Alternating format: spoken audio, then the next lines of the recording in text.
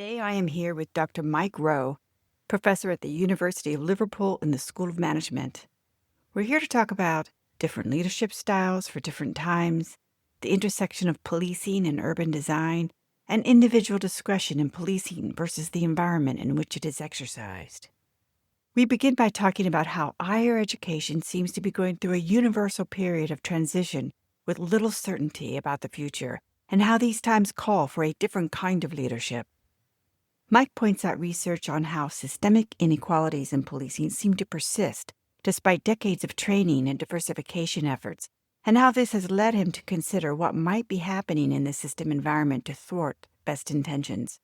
For example, an important point that I think he makes is that while individual officers face accountability for decisions, the organizational factors shaping those decisions are rarely examined. Mike also looks at the role of discretion in policing in the context of technology and the use of metrics in shaping those decisions. Asked by me, what are the qualities of good officer, he says, good officers never make situations worse by their presence. We finally turn our attention to urban design, and we touch on how it intersects with policing. We also talk about the long-time practice of relocating entire communities in redevelopment projects, and how this breakdown of the social fabric impacts the community's sense of safety. Finally, we end on a hopeful note as Mike shares his experiences with urban regeneration and some of the innovative approaches that he learned from those experiences. My name is Nancy Hess, and we are so glad that you are here with us on our new Muni Square podcast, and we hope that you will look us up on Substack at munisquare.substack.com. Thanks, and let's get started. I was just going over the idea that we're on our previous conversation. I feel like I want to start out by saying, where have you been since then? How have you been in general? Tell me, how's your life and how are things?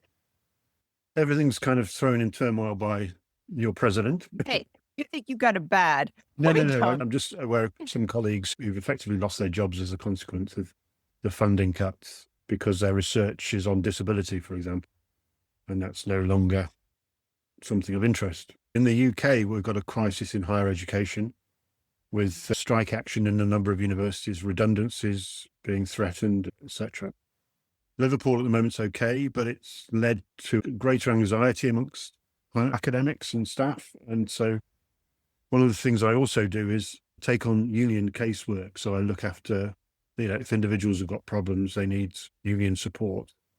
I do quite a bit of that. So I spent most of the morning talking to union members about their problems. So it was busy. So what is the role that you take on as that person? Is it a role of the union membership that you assume?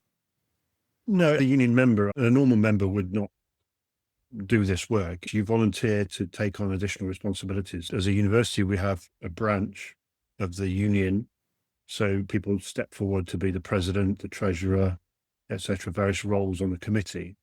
And then there are additional people who volunteer to do work supporting individual members who have problems, whether it be issues with their manager or a disability that requires reasonable adjustment to their work routines or physical environment. It's representing members who need support. And that's entirely voluntary, increasing workload. We have a strange confluence here of factors, one being shifting demographics that the colleges and universities have been planning for. And then in addition, this distress, overfunding, and how it's the arbitrary nature, not knowing exactly who's going to get hit, how it's going to impact. Yeah. I mean, this crisis here is slightly different to the US, but it's also slightly different on the continent, but it seems to be a universal thing. Higher education is going through a transitional period with very little certainty about the future. The other thing, and this is kind of connected, I was just having a conversation. Well, the conversation is come up in a number of different contexts. But it was looking at Gary's post the other day on the safe to fail. And just a follow-up commentary, and maybe I haven't formulated this clearly in my own mind, but it's something I've talked about in teaching context before, which is when organizations expand during times of relative financial comfort, they expand in particular ways and they promote managers of a particular caliber. When things get difficult and budgets are shrinking, those managers are not necessarily the ones you want in place. But it's also the same for, think when organizations have expanded in one way, they contract in a different way. So they might invest in new facilities and new IT equipment, capital assets or buildings or vehicles. When they shrink, they get rid of staff because that's where the bulk of the spending is. In reality, the non-capital budgets where the majority of the spend is, and that's where they look. So you've got all these assets when you expand, but you get rid of staff when you contract. It's like a rock. When it's warm, it expands. When it freezes, it contracts. That process of expanding and contracting creates weaknesses and vulnerabilities that I don't think we think about. It really is this, you have to be able to measure the risk and say, I don't know. We don't know. This is where we are right now. Nobody knows what exactly is going to work. But we have to reach a point where we can say, I'm willing to take this risk because, and here's what I believe this will accomplish. And so we're in a different place. And I agree with you. There's a lot of people in leadership that were just fine for the job that they were put in there to do, but we're in a different. And this is a good lead in to some of your work around bureaucracies, public service decision-making, and policing in particular. When you talk about the institutional character and systemic inequalities, that first key idea we discussed, I wrote down some notes that come to my mind. When I talk to police officers, the practice of promoting based on seniority being one of the ways in which you kind of perpetuate some institutional behaviors that are not necessarily geared towards future development. I also think about the lack of emphasis on development, that there's some attention at the top, maybe sending them to chiefs of police schools or something, but there is oftentimes not any kind of deeper emphasis. I think you and Ron Camacho talked about this. There's not as much. And I also think about the political behaviors, which can go unchecked. And if the political behaviors go unchecked, then I don't know if you were to speak to officers and say, why did you do this? They might say, well, I was afraid not to do it, that I would get in trouble if I did not follow. This is the practice that we do. When this person gets in trouble, we do XYZ, which is different from what we normally do. When you say political, what do you mean by political? I think I understand. I just want. Right. So I think of political as there could be a call from a politician that says, we're going to pay particular attention to this group, this part of town, and we want you to take greater attention, which could sound benign, or it could be something, or we're not going to take a look at this other thing, which you have maybe been investigating, but we're just telling you there's nothing. In the UK, there's not quite that level of political interference officially. There is not the directly elected element to many police organisations. We have some political oversight, but it's very loose and not about day-to-day or operational decisions. It's much more strategic. That's not to say police organisations don't have their own kinds of politics where decisions are made to police some things and not other things. Definitely, that's still there, even if it's not formally political in a kind of capital P, if you like, political. So we have, I mean, I can think of just one example. I remember observing officers who were about to police a gay pride event in a city centre. They were explicitly told, we're not policing this as a potential source of criminality. We're protecting this event from any threat to it. Do not pay attention to what you suspect might be drug use amongst those attending gay pride. That is not our concern today. So there's that kind of approach. That was very clear that officers would be crossing a line if they policed in a normal way at that event. That might be controversial in some contexts. It made sense in that context. When you think about the types of systemic inequality, what is it that drives your thoughts about this? I guess it comes from having observed individual actions, each of which could be explained and justified on the basis of experience, information, what have you, and therefore not subject to a kind of challenge. Nevertheless, being part of a picture of disproportionate or unequal treatment. What could not be explained was why something else didn't happen. You can explain actions, but not inaction or inattention. So it's not individual acts or decisions by public servants. It's the fact that they were there to make or not make that decision rather than somewhere else. It's kind of taking the focus away from individual cognition, motivations, prejudices, biases, and asking questions about what else is driving these patterns, because they persist, regardless of how much effort is put into training, regardless of how diverse a workforce you recruit. And I think in policing context, we have evidence for since 1984, there's been an appropriate date as it happens. Since 1984, gathering data on police use of particular powers to stop and search citizens. Since 1984, demonstrated persistent, disproportionate use of powers against particularly young black men, but young men in particular, more generally as well.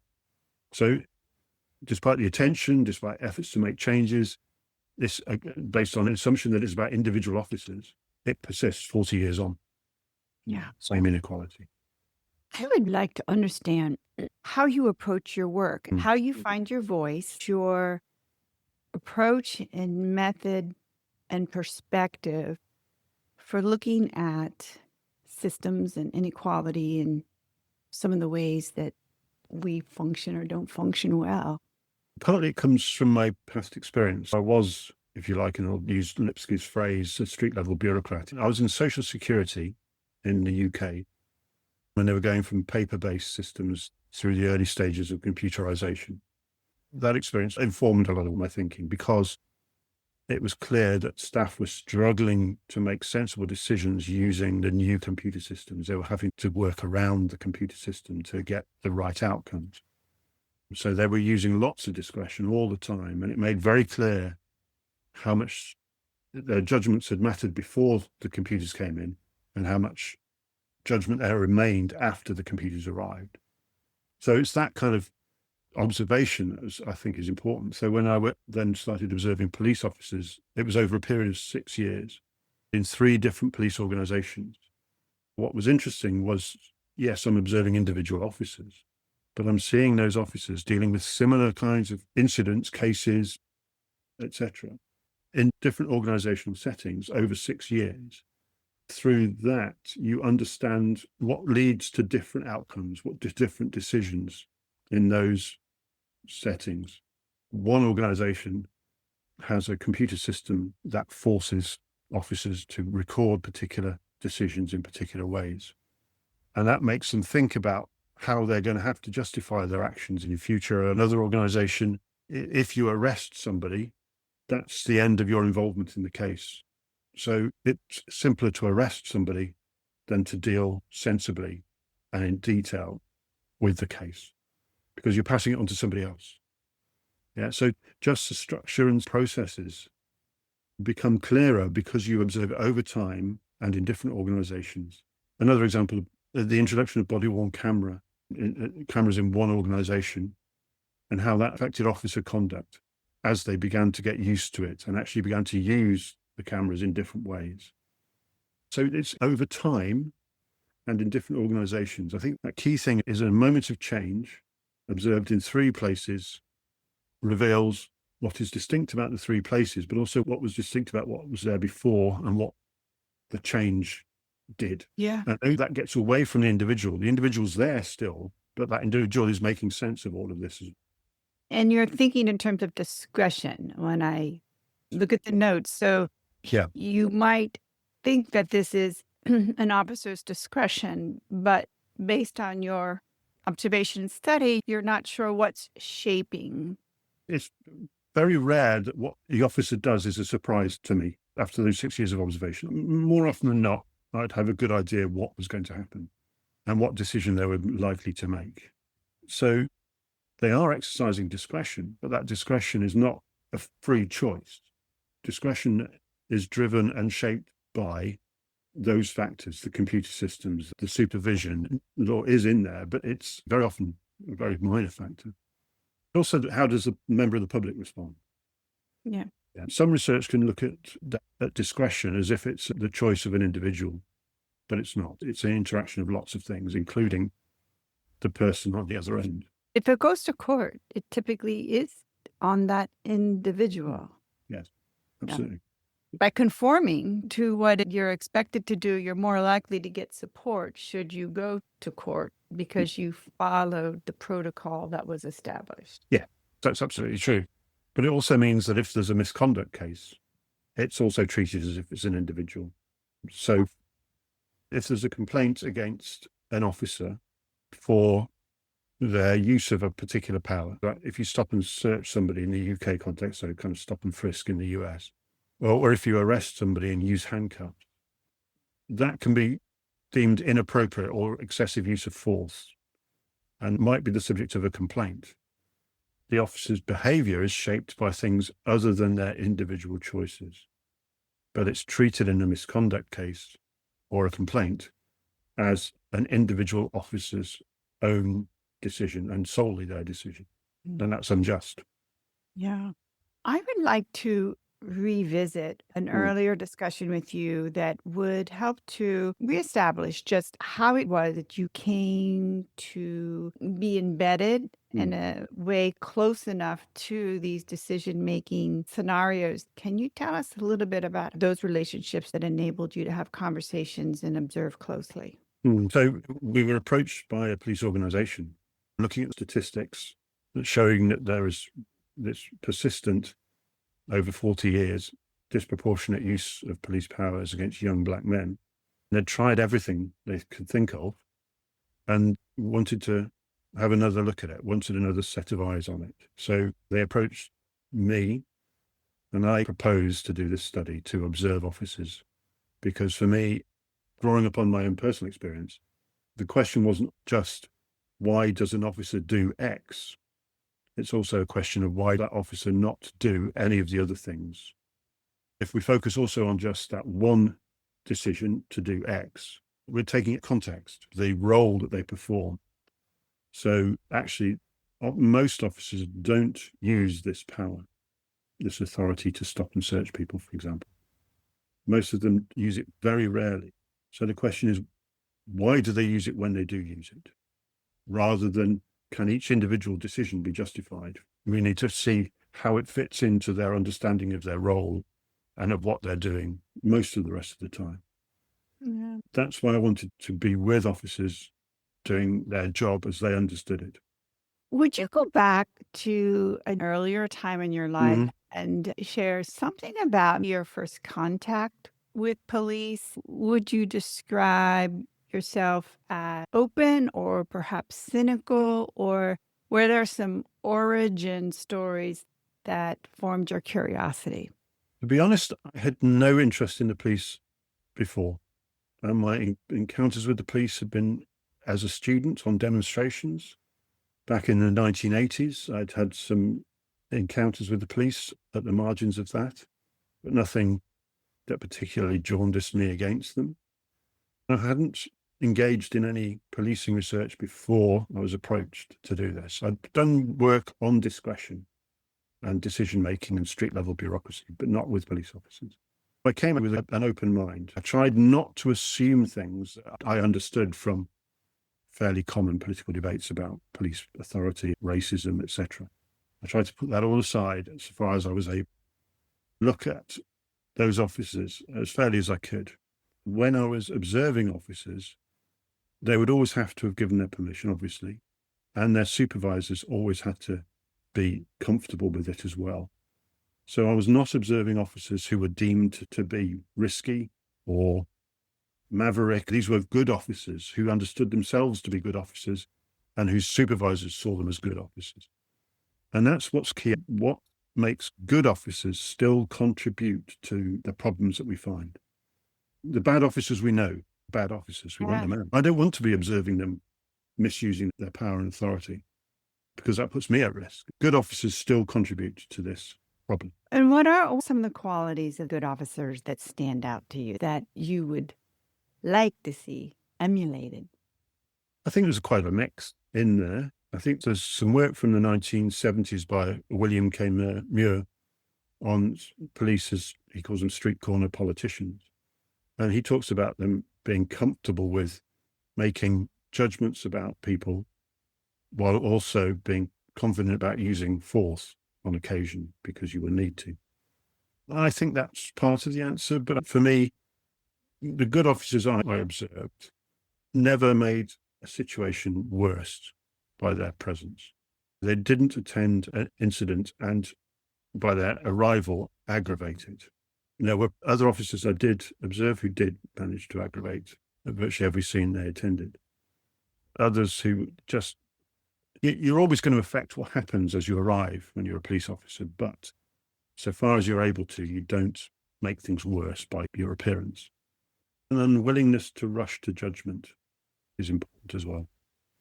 Being able to put aside assumptions and preconceptions very quickly and to actually be open to be proven wrong or to be surprised. I would like to ask you about the trust building component. And we talked about rather than taking the criminalization mindset, there has been growth in embedding social workers in the departments and with good effect, in the sense that the officer who may not be good at the empathy piece can connect an at-risk person with a social worker trust, perhaps. I don't know how this looks in the UK, if see any hope in this method. I think there's been experiments over the years, particularly on issues of mental health, for police officers to work alongside community psychiatric nurses or other mental health practitioners. It's had patchy results from what I've seen. I'm no expert on the field, but I have noticed there's more risk aversion in mental health working in the UK context than there is in the police. I don't know about whether it crosses to the US as well. Actually, the social worker is much less welcome very often than the police because the social worker brings other powers to bear, which can be even more intrusive than the police at times. I remember this is from before my work with the police, but somebody expressed concern about the health and well-being of some children, a family of a single mother with 3 children. There was some concern about whether they were well looked after. Somebody raised the question, well, why haven't you raised your concerns with social services? And it said, because as soon as social services get involved, you're on a path you have no control over. Yes. And more importantly, if they get taken into care, they're in trouble. You know they're not being looked after. Social services getting involved causes all sorts of other problems. I don't see them as a trustworthy companion alongside a police officer. That's perhaps a bit judgmental of social workers. Let me go a little different direction. This is going to be a left field question for you. And if it doesn't work out, doesn't have to stay in our discussion here. But more recently, I've had these interesting, both in reading, and now I have 2 people lined up to do some Munisquare conversations with me that are in urban design. I was reading about the work done in Rio de Janeiro. And this is true in New York City. The old method was to relocate an entire neighborhood into a new place where there's new housing. And the newer urban design thinking is that, no, you go in, you improve the infrastructure, you give them clean water, better sewage, and you try to retain the social networks. That focus on neighborhoods might be key. We're working around policing and social services when maybe the key is creating a neighborhood structure that enables self-organization. Does that resonate with you? Yes, I could go on for some time, so you to rein me in. Good. I live in Liverpool. The Victorian success story. It was a commercial hub in terms of the docks were the second port of empire. Obviously, there was association with slavery, etc. So that is a particular history there. Great prosperity on the back of that. And then goes into decline. Probably in the early 20th century, it goes into real decline. And the docks now have shrunken to a very small size in comparison to what it used to be. With that, much of its economic rationale. During the Second World War, much of the city was bombed. Lots of substandard housing, dereliction, and some of the old Victorian slums were in no condition to be lived in. So this was an opportunity for planners to kind of clear out whole neighborhoods and move them to new towns. So we had those great experiments in urban planning or town planning. And there's one in particular that was really interesting, is a place called Kirby. And it was designed to take in what were deemed as kind of hard-working working class, not those who were indolent or what have you. It was designed around industry to be a local community with poor connections to Liverpool. And this is the point, that you create this artificial place and recreate a community, you move it or create another one around the car. It's the first place in the UK policed almost exclusively by a mobile patrol and radio-controlled patrol. So it was a great experiment in a different mode of policing. There's a TV drama about it called Z Cars. It's black and white from the 1960s, and it's quite terrible, but takes you back to this different way of thinking about doing things. Very rational, planned, blah, blah, blah. And it just doesn't work. Kirby is a problem now in terms of the quality of the housing, the design of the community, and the jobs weren't sustained particularly there. So, and it's now detached, and it's all partly detached from Liverpool. Is it a viable community? Are people still moving in there? People still live there. I'm no expert on Kirby, but I think a focus on keeping communities together would be a very different approach. Yeah, I think it's an interesting, in Muni Square, we have this opportunity, I think, as we grow to work across these silos. I don't recall ever having these conversations with policing before, but why would they not be an integral part of a conversation within urban design? Francia, very much interested in the sort of environmental design aspect. Yeah. And so I've never thought of it before until my more recent inquiry into what happened to the city of Baltimore. I found a writer who also wrote about Rio, which Eduardo is there. So now we're going to talk about both Rio and Baltimore. And there may be some people in the UK that could also address this. Like if people that have been involved in housing, they must have thought about how public safety fits into the design. And what does that look like? One of the interesting connections you talk about Baltimore and Rio is a US historian he's actually of kind of Kenya before and post colonialization, before the end of empire and into independence. He's looked at Nairobi, and what he's drawing is a parallel between the planning and development of Nairobi and Liverpool. It's the same mentality. Part of your rationale for being able to take communities and move them in this way is that you think of them as an indigenous population that is inferior to those who are endowed with the ability to make these grand plans. And you see the same sorts of plans in the two examples. Now, I don't want to overdraw the parallel, but it is quite interesting. When police get involved in planning and design, what they want is to be able to get in and out of places, or to be able to see everything, or to have no back alleys or passages that they can't drive down, and that kind of thing. That's their mentality towards design. I think neighborhoods should be designed around the community, as in the social side of it. It needs to come through much more than just thinking about the physical infrastructure and utilities. What makes this space something that people use in ways that are sociable? Another example of a planning disaster town built around the car. And again, I'm not very familiar with this. This is a story told by others. Because not everybody had a car, it meant that people walked across the roads, because that's how you get from A to B. And there's no facility for pedestrians particularly. And so there's a particular association with walking across roads, that you don't treat roads as just for vehicles. You actually treat it as part of your territory, because that's the only way to survive. It's an interesting thing to think about, that if you don't design it about the people who are actually going to use the space, then they'll subvert it. Paths of desire, the reason you see people don't use the footpaths as laid out is because they will pick the path that works for them. Yeah, I mean, we effectively create problems that only seem to increase with time. So yeah, planning is interesting because it brings together all of the different services in ways that other disciplines don't. It's interesting to bring together people from different fields and perspectives. I really want to, in 2025, begin bringing in some elected officials. I think it's time. I really think we need their voices because they have the ability to influence in ways that our great ideas don't always get broadcast. And so I do hope to get some. Yeah, I mean, it's a problematic relationship where, certainly in the UK context, where you have local government is run by elected politicians, but other local services increasingly are out of their control. So housing is largely out of their control. They can approve or reject planning requests.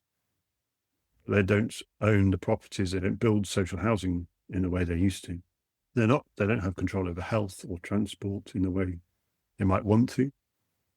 Planning then brings in other agencies with different agendas without the kind of elected representatives involved. So this struggle over legitimacy emerges from that. So I'm an elected politician. I have more legitimacy than you as a public servant. So you have not just disciplinary differences in terms of how you see the world or how you see your organization's interests.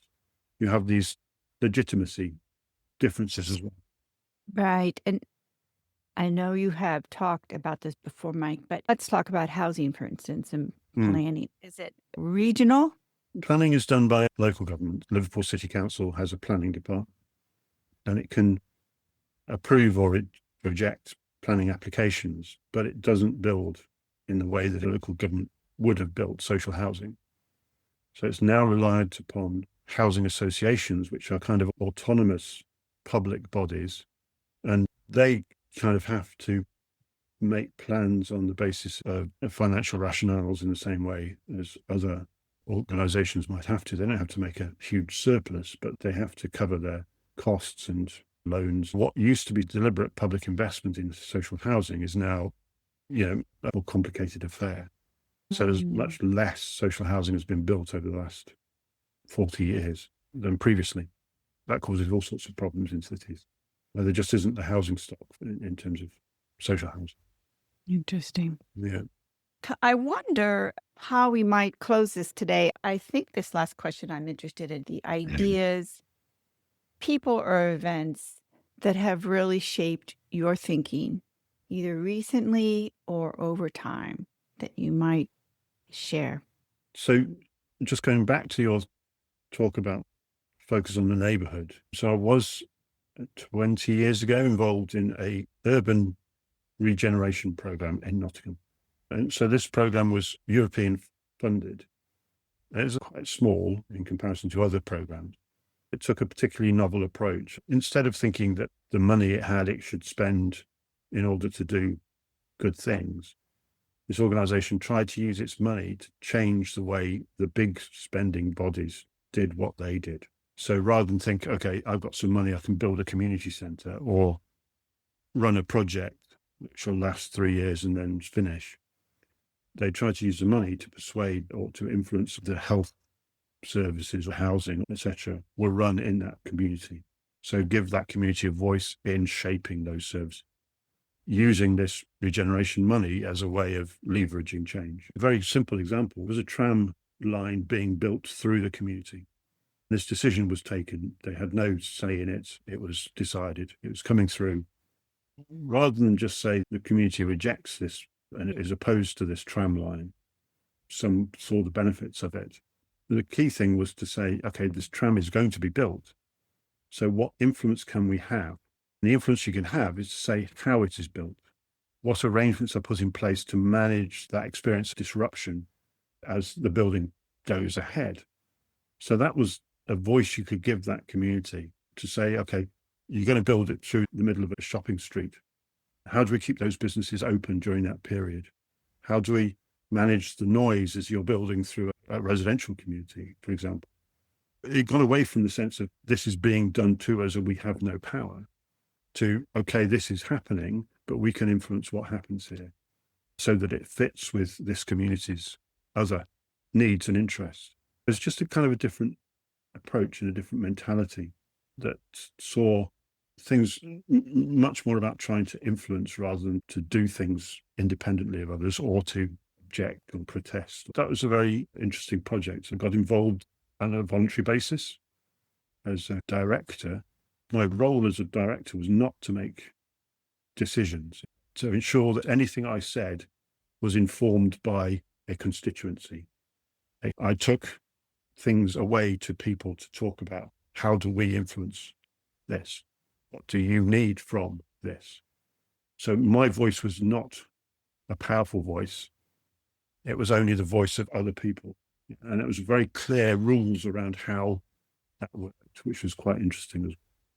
Did you help create those rules, Mike, or was there something there? I learned about it during a process of doing some research and got involved because I found it really interesting as a different approach to doing things. I like that very much. I don't know what would be a good word. Self-organized is that the one that we've already mentioned today, collaborative, but the direct role is very important. It's just different from what we associate. It was talked of in terms of being a partnership, but partnership is much easily used and much misunderstood as a term. So that doesn't adequately capture what was going on.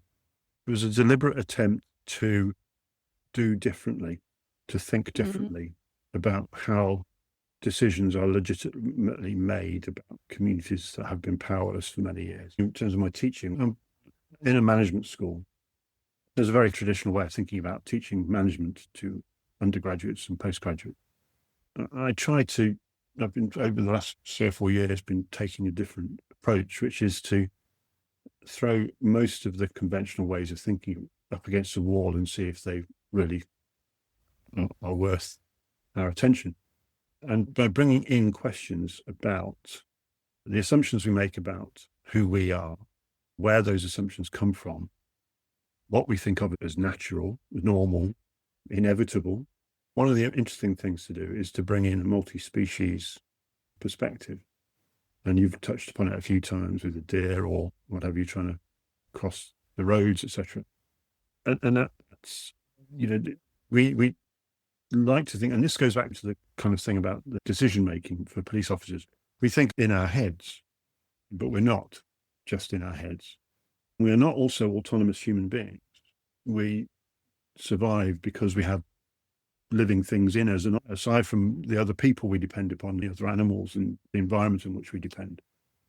How do we bring all of that into thinking? There's some interesting stuff being done on multi-species perspectives on organizations, bigger social issues. That might also be a way of thinking about things differently. Thank you very much, Mike, for taking the time. I've really enjoyed catching up and thank you. Take care. We'll see you. Bye-bye.